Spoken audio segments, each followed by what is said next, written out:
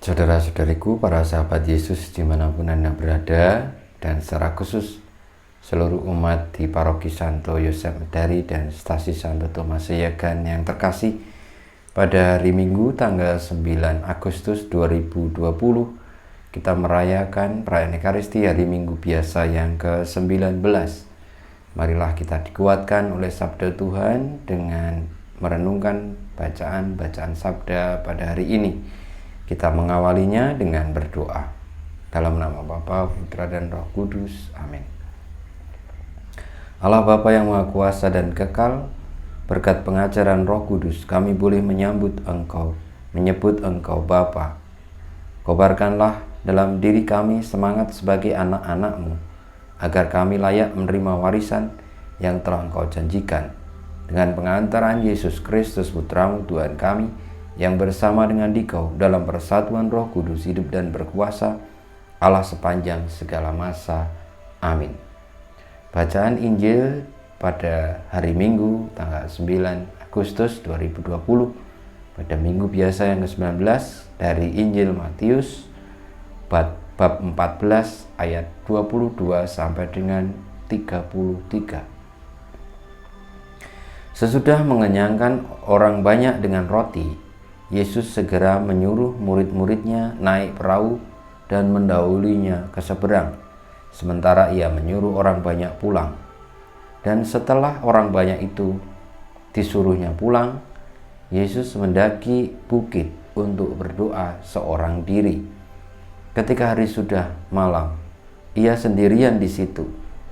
Perahu para murid sudah beberapa mil jauhnya dari pantai dan diombang-ambingkan gelombang karena angin sakal. Kira-kira jam 3 malam, datanglah Yesus kepada mereka dengan berjalan di atas air. Melihat dia berjalan di atas air, para murid terkejut dan berseru, "Itu hantu!" Dan mereka berteriak-teriak ketakutan. Tetapi Yesus segera menyapa mereka, katanya, "Tenanglah, akulah ini, jangan takut." Lalu Petrus berseru, "Tuhan, jika benar Tuhan sendiri, suruhlah aku datang kepadamu dengan berjalan di atas air." Kata Yesus, "Datanglah." Maka Petrus turun dari perahu dan berjalan di atas air mendapatkan Yesus. Tetapi ketika dirasakannya tiupan angin kencang, Petrus menjadi takut dan mulai tenggelam lalu berteriak, "Tuhan, tolonglah aku."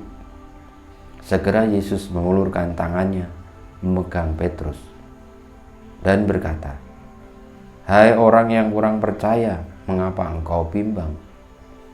Keduanya lalu naik ke perahu dan angin pun redalah. Dan mereka yang ada di perahu menyembah dia, katanya, "Sungguh engkau anak Allah." Demikianlah Injil Tuhan kita. Terpujilah Kristus. Saudara-saudariku, kisah Yesus yang berjalan di atas air tentu sudah sering kita dengarkan dan kita sudah hafal kisah ini.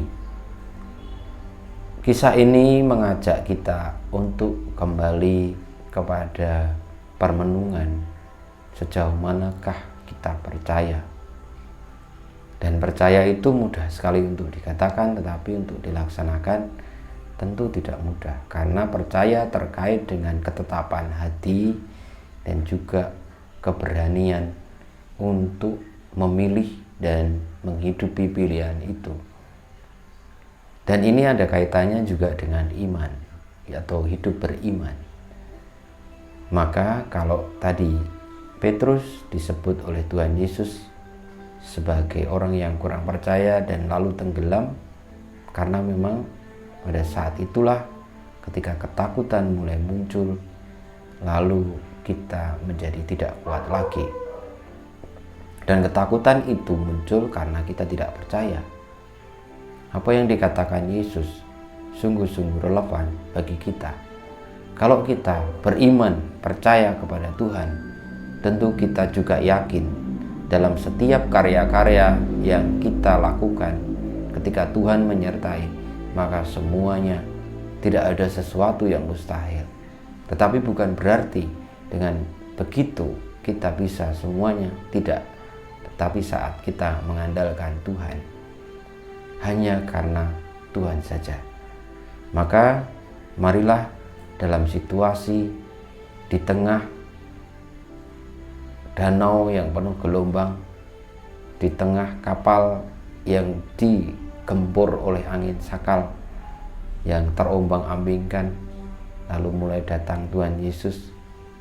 Apakah kita sungguh-sungguh mengenali Dia? Kalau kita percaya, tentu kita akan kenal dan kita akan menemukan kebenaran dan akan dikuatkan. Tetapi kalau kita justru berteriak-teriak ketakutan dan menyebut itu hantu, maka kita tidak akan ketemu dengan Tuhan Yesus, Sang kebenaran itu. Maka saudara-saudariku, marilah sabda Tuhan ini menguatkan kita untuk semakin teguh percaya, sehingga kita boleh mengenali karya Tuhan dalam setiap hal dalam hidup ini, termasuk ketika kita sedang menderita, sedang tidak berdaya, sedang terancam berbagai macam kesulitan. Pada saat itu Tuhan tidak pernah meninggalkan kita. Dan ketika kita percaya, maka kita tidak akan tenggelam dan tidak akan berteriak-teriak ketakutan, karena Tuhan ada di samping kita. Semoga kita semua dikuatkan oleh-Nya. Kemuliaan pada Bapa dan Putra dan Roh Kudus, seperti pada permulaan, sekarang, selalu, dan sepanjang segala abad. Amin. Ya Yesus, jadikanlah hati kami seperti hati-Mu. Tuhan bersamamu dan bersama Roh-Mu.